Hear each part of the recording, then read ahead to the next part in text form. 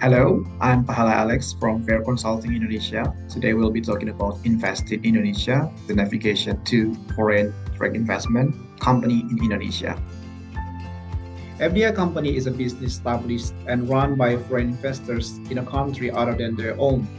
For instance, there are Japanese investors seeking to allocate their capital for investment purposes in Indonesia by means of establishing a business entity. So this practice is commonly referred to as foreign direct investment. We'll be calling it FDI. This video will be divided into three content. The first one is legal basis of the FDI establishment in Indonesia and flow process. And the third one is basic requirements. Let's go for the first one, legal basis. There are 5 regulations that regulate FDI establishment in Indonesia. The first one is Law Number 25 of 2007 on investment, or we call it investment law. Briefly, the investment law enables the establishment of company by foreign capitalization, of referred to as FDI. And the second regulation is Law Number 40 of 2007 on limited liability company. It is called company law. So the company law serves as primary legal framework that providing fundamental guidelines for the company incorporation of company, such as the general requirements on AOA or Article of Association, capitalization and shares, and also quorum for GOMS.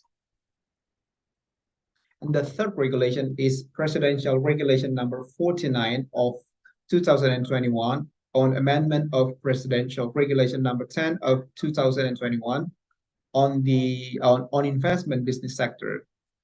It is called Positive List of Investment. So Positive List of Investment mainly regulates and classifies business sectors based on their level of openness to foreign investment, providing the clarity to both foreign and domestic investors regarding which sectors they can invest and the conditions under which they can do so. For the positive list of investment will be presented in the next section. And the fourth and fifth regulation is Government Regulation Number 5 of 2021 on the implementation of risk-based business licensing. And the fifth one is Investment Coordinating Board, BKPM Regulation Number 4 of 2021 on guidelines and procedures for risk-based business licensing services and capital investment facilities. So the fourth and the fifth regulation basically govern the minimum required capital for FDI and certain procedures. These 5 regulations are the new regime of Omnibus Law on Job Creation that based on Law Number 6 of 2023 on enactment of government regulation in lieu of Law Number 2 of 2022 on job creation becoming law or job creation law. For the chapter 2 of flow process,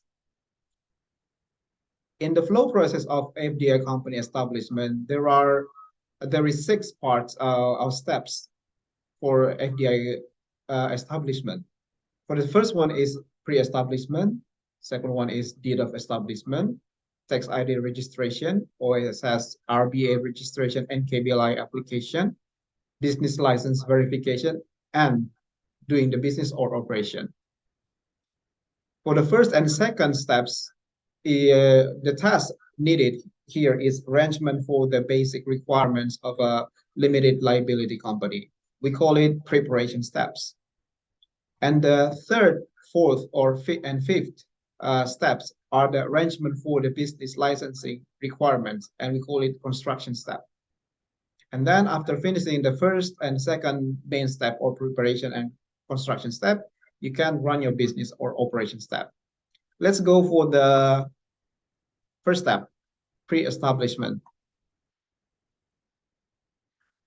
Here are some the essential pre-establishment tasks. For the first one is reserve a company name with the Ministry of Law and Human Rights. Check the name availability through consultant or notary using suitable English words. So you must check whether your planned company name are available through notary or consultant. And the second task is prepare article of association or AOA compliant with company law in consultation with the consultant. And the third one is register the company's office address with Ministry of Law and Human Rights. The fourth one is define purpose and objectives or KBLI codes, as this will be detailed in the article of association AOA, and influence licensing procedures. This will be explained later. And the fifth one is determine capitalization and shareholder structure. I'm sorry. This also will be explained later. And the sixth one is organize the company structure, adhering to company law requirements, which include a general meeting of shareholders, board of directors, and board of commissioners, and ensure each member of the BOD or board of director and BOC board of commissioner will at minimum must be one member for each. The second steps of the flow process FDI company establishment will be the deed of establishment. So afterward, shareholders or their proxy must sign the establishment deed before a notary. The notary will then submit and register your company with Ministry of Law and Human Rights. Once the deed of establishment and Ministry of Law and Human Rights decree are issued, the company is officially established as a legal entity in Indonesia. Let's go for the third step. Tax ID registration. Companies in Indonesia must obtain an NPWP or tax ID for financial transactions, including bank accounts. Apply at the local tax office where the company is registered with the required forms and documents. The third and the fourth steps are OSS RBA. The fourth and fifth step is OSS RBA registration, KBLI application, and business license verification. Essentially, as mentioned in the slide, these processes are divided into main stages. The first one is OSS RBA registration and KBLI application NIP acquisition. And the second stage is business license verification. It is also divided into three steps of fulfillment. Number one is fulfillment of environmental licensing if required. Number two is fulfillment of sectoral licensing requirements. And the last one is other necessary approval or registration. And that's it. After finishing the first, second, third, fourth, and fifth step, you can run your business. That's for the first, for the chapter 1 and chapter 2 about the legal basis and the flow process of establishing FDI company establishment in Indonesia. For the last part, or the licensing requirement, will be explained in the next video. Make sure you subscribe to our channel, and if you have some queries or something to consult, you can reach us through grm@faircongrp.com. See you in the next video.